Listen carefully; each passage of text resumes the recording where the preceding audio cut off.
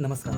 उद्या आहे श्रावण शुद्ध पंचमी म्हणजेच नागपंचमी आणि या दिवशी नागोबाची पूजा केली जाते.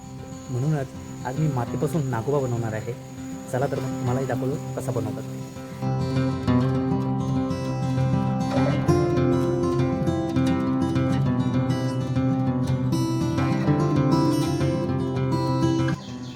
तर माती आणलेली आहे. आता ती मळून मस्तपैकी रेडी करणार आहे नागोबा बनवण्यासाठी. माती मग तयार झालेली आहे. तर मी नागोबाला सुरुवात करतो.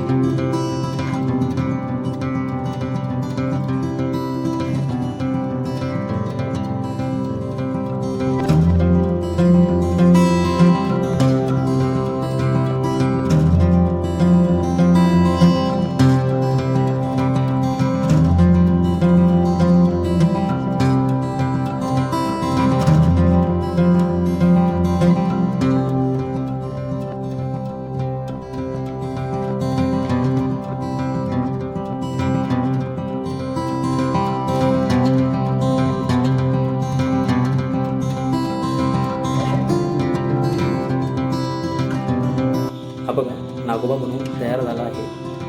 ह्या वर्षीच नाही तर आम्ही खूप वर्ष झाली की आम्ही नागोबा घरीच बनवतो, विकत आणत नाही. आणि असाच नागोबा आम्ही दरवर्षी बनवतो.